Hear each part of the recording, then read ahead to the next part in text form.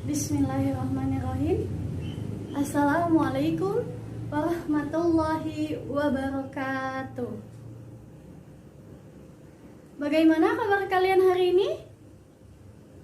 Alhamdulillah, semoga senantiasa kita selalu dalam lindungan Allah Subhanahu wa Ta'ala. Amin amin ya Rabbal alamin. Nah, sebelum kita masuk ke pembelajaran kita hari ini, mari kita berdoa terlebih dahulu agar pembelajaran kita pada hari ini dapat berjalan dengan semestinya dan ilmu yang kita dapat di hari ini menjadi ilmu yang bermanfaat. Baik, berdoa dimulai.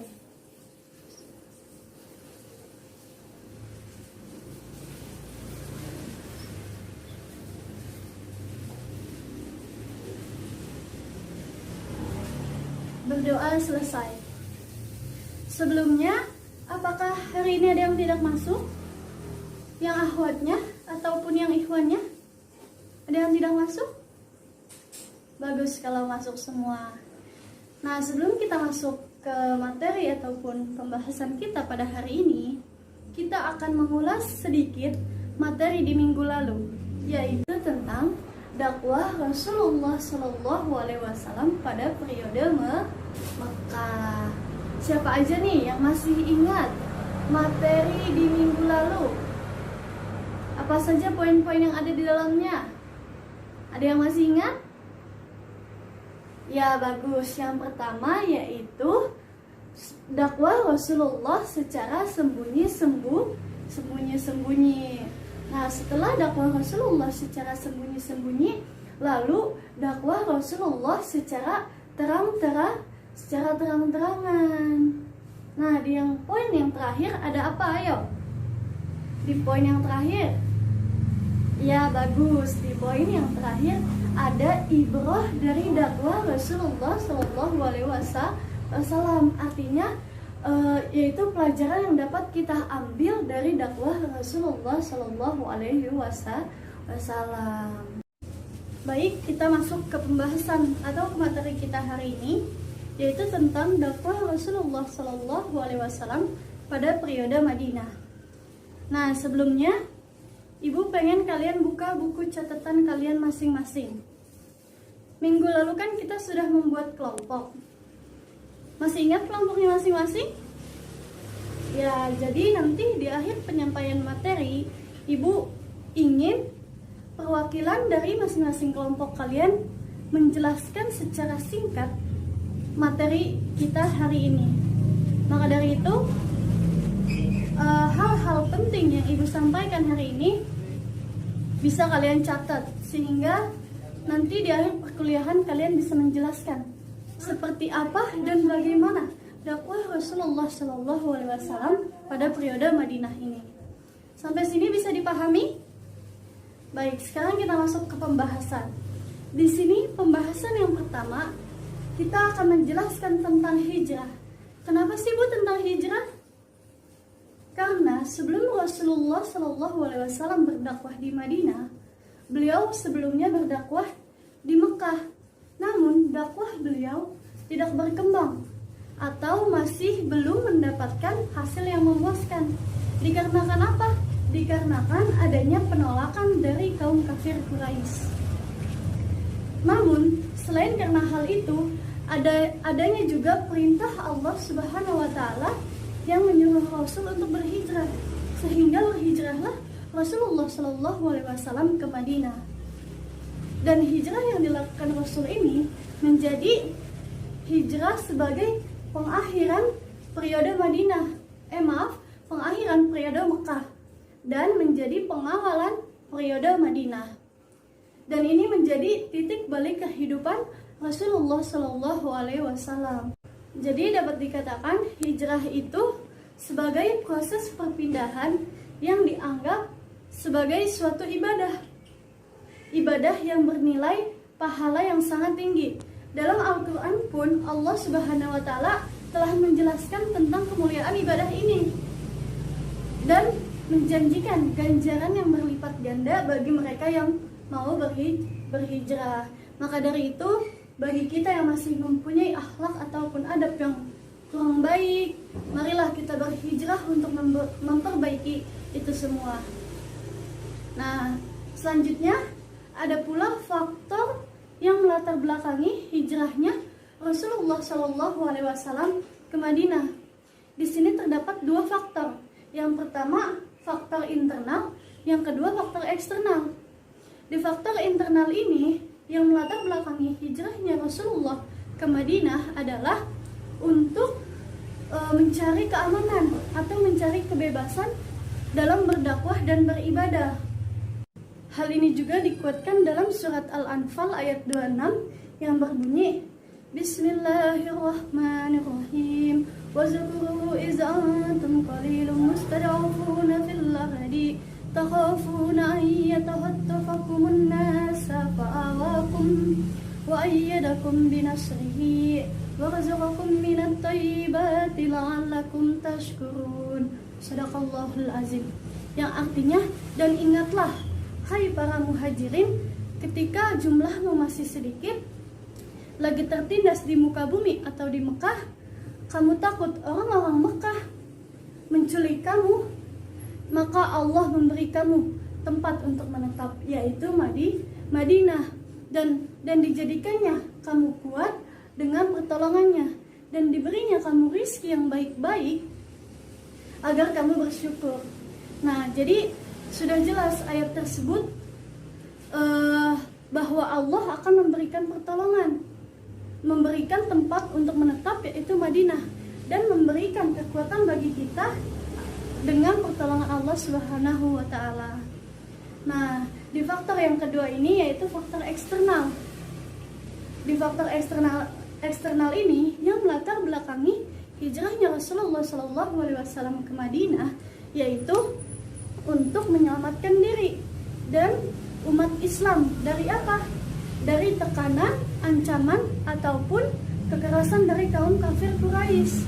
Jadi saat Rasulullah berdakwah di Mekah, Rasul dan umat Islam itu selalu mendapatkan tekanan, ancaman, dan kekerasan dari kaum kafir Quraisy. Nah, selain itu juga yang menjadi hal hijrahnya Rasulullah ke Madinah, yaitu adanya ajakan dari suku Aus dan suku Khazraj. Jadi kedua suku ini mengajak Rasulullah untuk berhijrah. Maka dari itu salah satu yang melatar belakangi hijrahnya Rasulullah ke Madinah karena adanya ajakan dari suku Aus dan suku Khazraj. Selanjutnya adapun strategi dakwah Rasulullah saat di Madinah. Namun sebelum Rasulullah melakukan strategi tersebut, Rasulullah mempunyai pokok-pokok pikiran yang dijadikan sebagai strategi dakwah Rasulullah. Nah, pokok-pokok pikiran yang pertama yaitu berdakwah dimulai dari diri sendiri. Artinya, sebelum kita mengajak orang lain untuk mempercayai kebenaran Islam dan mengamalkan ajarannya, sebelumnya kita harus percaya.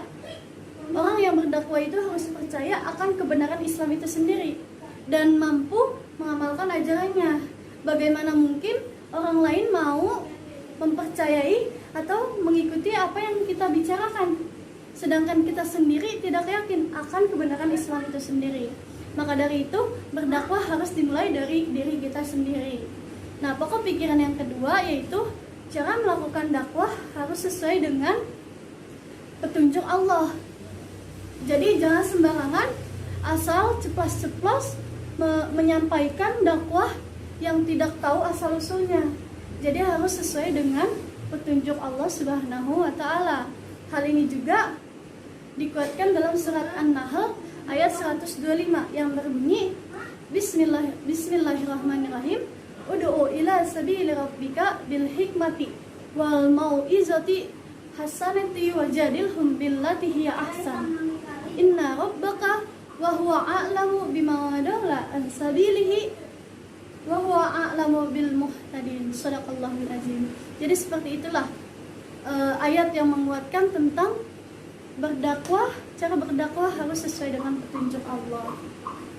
Nah, poin yang ketiga, pokok pikiran yang ketiga yang dijadikan strategi berdakwah yaitu berdakwah harus dengan niat yang ikhlas karena Allah semata, bukan ingin bukan karena ingin mencari popularitas ataupun kekuasaan ataupun keuntungan yang berbentuk materi. Jadi itulah pokok-pokok pikiran yang dijadikan strategi dakwah Rasulullah Shallallahu Alaihi Wasallam.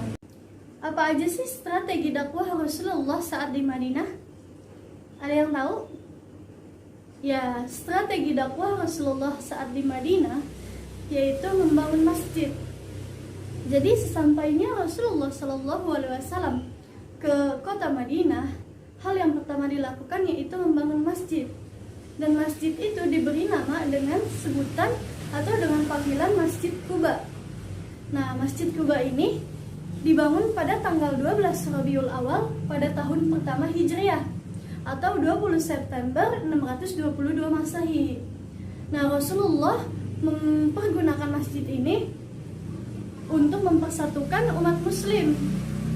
Jadi masjid ini bukan hanya digunakan untuk melaksanakan sholat saja, tetapi digunakan untuk melakukan aktivitas-aktivitas lain yang diperlukan oleh umat muslim.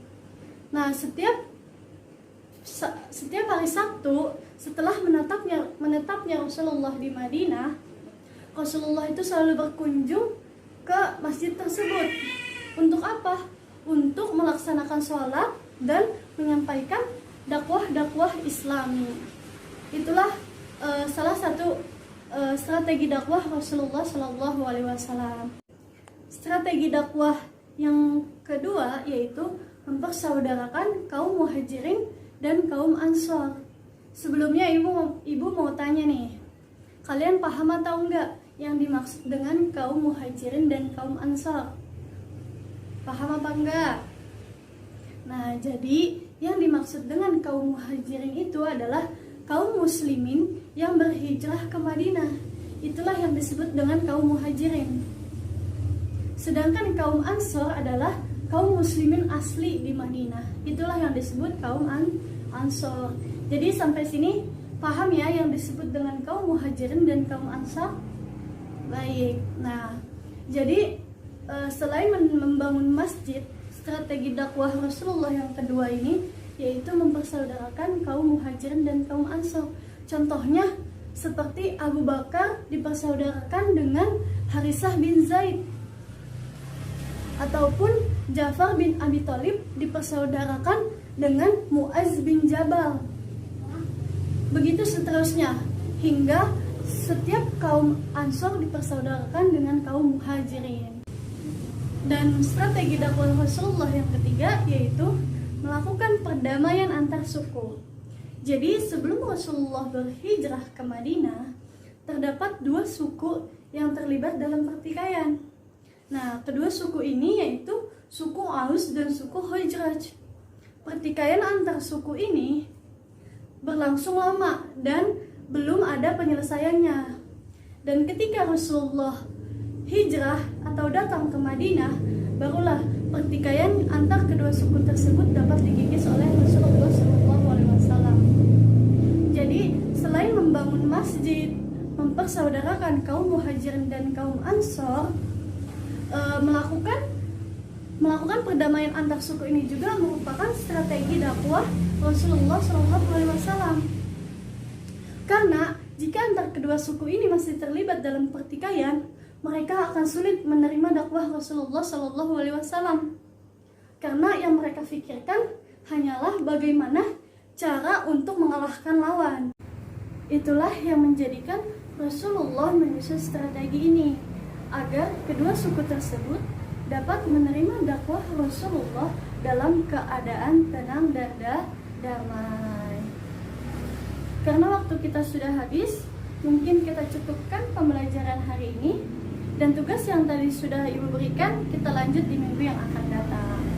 Dan kesimpulan pada hari ini bahwa dakwah Rasulullah pada periode Madinah ini merupakan dakwah lanjutan pada saat Rasulullah hijrah dari kota Mekah ke kota Madinah, di mana pada periode Madinah ini lebih ditekankan pada dasar-dasar pendidikan masyarakat Islam. Mungkin hanya itu yang dapat Ibu sampaikan. Semoga apa yang kita pelajari di hari ini menjadikan bekal untuk kita di hari yang akan datang. Kita tutup pembelajaran pada hari ini dengan membaca kafaratul majlis. Subhanakallahumma wa bihamdika asyhadu an la ilaha illa anta astaghfiruka wa atubu ilaik. Wassalamualaikum warahmatullahi wabarakatuh.